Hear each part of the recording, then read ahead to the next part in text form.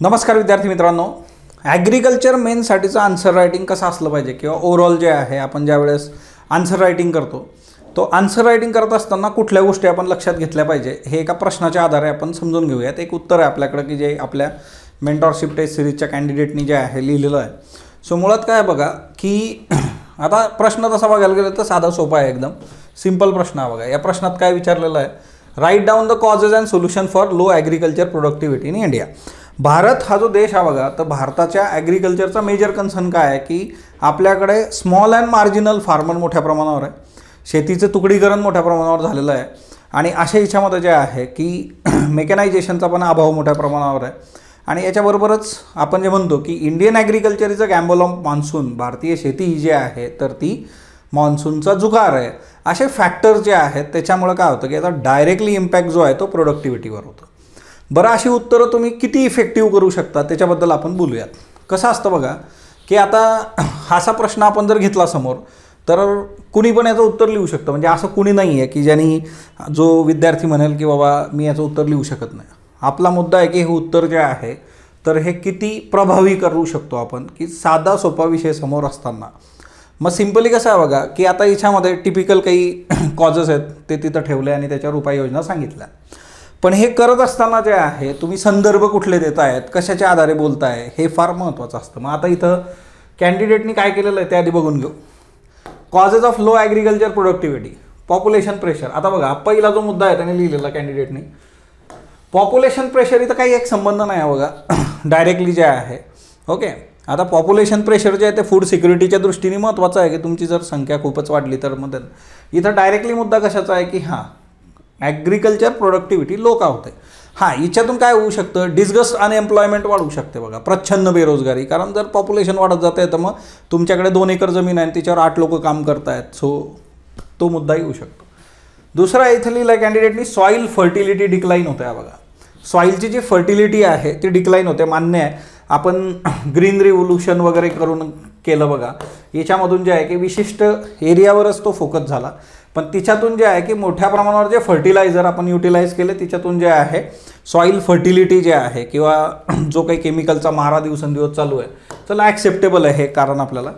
Monsoon and poor irrigation जे आहे बघा, सो मॉन्सून प्युअर इरिगेशन जे आहे, आता इरिगेशनचा विचार करताना जे आहे आपल्याकडं तो एक मुद्दा येतो की Indian agriculture is a gamble of monsoon, मी सुरुवातीला म्हटलो. सो ती एक बाब आहे.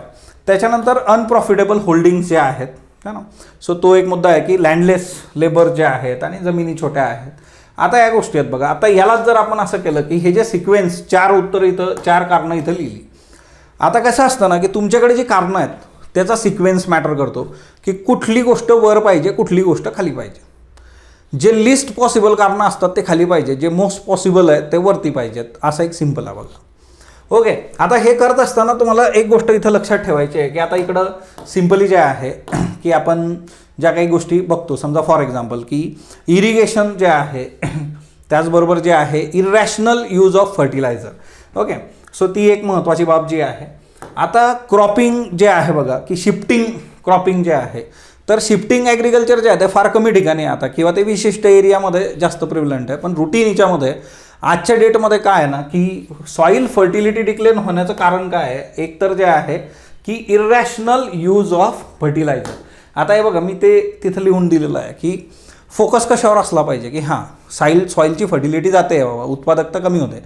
ती उत्पादकता कमी होण्याचं कारण बेसिक काय आहे तर मग इरॅशनल यूज ऑफ फर्टिलायझर आणि शिफ्टिंग कल्टिवेशन जे आहे तो एक मुद्दा इथं आहे. पण तो आता सगळ्यातून ना मॅक्झिमम याच्यामध्ये ही एक गोष्ट येते बघा.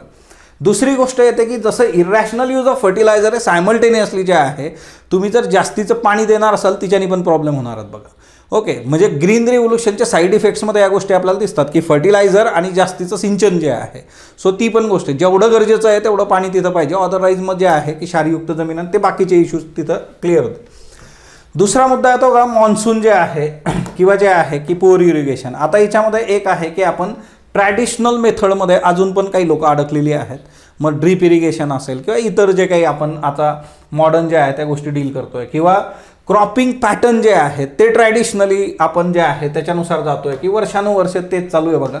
आता तुम्ही याच्यामध्ये उदाहरण पण देऊ शकता की काही शेतकरी जे आहेत त्या शेतकऱ्यांनी समजा ड्रॅगन फ्रूट सारख्या केस स्टडीज तुम्ही घेऊ शकता की ड्रॅगन फ्रूट आणि त्याच्यामधून चांगलं इन्कम घेतलंय किंवा फ्रूट्सवर ते शिफ्ट झालेले आहेत. मग अशा केस स्टडीज तुमच्या समोर आहेत जिथं जिथं शक्य जे आहेत की जे पॉसिबल फ्रूट्स वगैरे आणि त्याची जे आहे मार्केट चेन जर तिथून प्रॉपर असेल तर त्या केसमध्ये शिफ्ट होणं.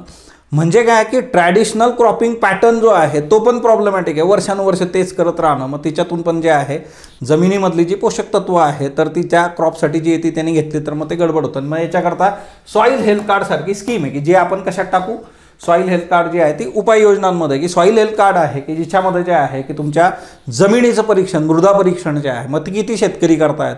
सो तो एक मुद्दा येतो की एखादी गव्हर्नमेंट स्कीम जी आहे तर हिच्यामध्ये हेही कारण आलं पाहिजे की फेल्युअर किंवा त्याचं जे आहे की इम्प्लिमेंटेशन प्रॉपर न होणं, त्या पॉलिसीज किंवा त्या गोष्टी त्या व्यक्तीपर्यंत शेतकऱ्यापर्यंत न जाणं. कृषी सिंचन योजना आहे बघा, पर ड्रॉप मोर क्रॉप जे आहे. सो ह्या गोष्टी ज्या आहेत त्या फोकस झाल्या पाहिजे. इथं ती एक गोष्ट फार महत्त्वाची आहे.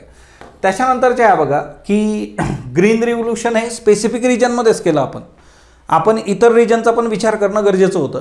पण एक स्पेसिफिक रिजनमध्ये ग्रीन रिव्होल्यूशन जेव्हा सक्सेसफुली वर्क होतं आहे सो त्याचे जे फायदे तोटे आहे त्याचा विचार करून ओव्हरऑल इंडियामध्ये त्याला कसं इम्प्लिमेंट आपण करू शकतो त्याच्यावर फोकस जाणं जे आहे ते गरजेचं होतं. ते पण एक महत्त्वाचं आहे. दुसरं एक आता बघा की बेसिक्स सीड क्वालिटी जे आहे ती पण मॅटर करते. म्हणजे बघा हिच्यामध्ये तुम्ही कितीतरी कारणं जी ती ॲड करू शकता. आता मला एवढं तर क्लिअर 10 मार्काचा प्रश्न आहे की त्याच्यासाठी खूप आपल्याला डेटा तिथं लिहिणं अपेक्षित नाही, पण 3 ते 4 कारणं तुम्ही प्रॉपरली एक्सप्लेन केली आणि बाकी जे आहे शेवटी तुम्ही अजून 4 गोष्टी टाकल्या की आता इकॉनॉमिक सर्वे ऑफ इंडिया काय सांगतो की सीडचं जे आहे रोल किती आहे, मग 25-30% पर्यंत जे आहे तुम्ही चांगलं जे आहे गुणवत्तापूर्वक बियाणं तिथं दिलं पाहिजे. मग आता इथं रेफरन्स टाकताना जे आहे इकॉनॉमिक सर्वे ऑफ इंडियाचे रेफरन्सेस तुम्ही घ्या तिथं as per economic survey of India. म्हणजे काय होतं ना त्या डेटाची ऑथेंटिसिटी वाढून जाते. तिथं तुम्ही कुठून घेतलेलं आहे, काय केलेलं आहे. तर तुमच्यासाठी जे आहे की तुम्ही इकॉनॉमिक सर्वे ऑफ इंडिया जो आहे महाराष्ट्राचा जो आहे आर्थिक पाणी जे आहे त्याच्यातलं कृषी जे आहे त्याच्यावर फोकस केला पाहिजे. सो मेंटरशिप प्रोग्राममध्ये तुम्हाला या गोष्टी सांगितल्या जातात की त्या करून पण घेतल्या जातात. सो तो एक मुद्दा येतो बघा. ओके, सो तुम्हाला माहीत असेल की याच्यासाठी आपले टेस्ट सिरीज आणि मेंटरशिप प्रोग्राम सुरू आहेत बघा ॲग्रिकल्चरसाठी. Solution for low agriculture activities. आता सगळ्यात तर बेसिक येतं बघा की जे काही इथं दिलेलं आहे बघा लँड रिफॉर्म्स. मग आता याच्यामध्ये जमीनदारी सिस्टीम वगैरे, तर मग आज याचा किती रिलिव्हन्स आहे. हां, लँड रिफॉर्म्समध्ये जे आहे इकडं बघा लिहून दिलेलं आहे की effective measures for land reforms. मग भारतात जे लँड रिफॉर्म झालेत त्या लँड रिफॉर्म्समधून हाताला काय आलेलं आहे किंवा त्याचं आउटपुट किती आहे की ते किती वर्क झालं, त्याचे लिमिटेशन्स काय. तर आपल्या चॅनलवर स्पॉटलाईट अकॅडमीच्या यूट्यूब चॅनलवर लँड रिफॉर्मचं एक लेक्चर आहे GS3चं माझं जे आहे ते नक्की बघा.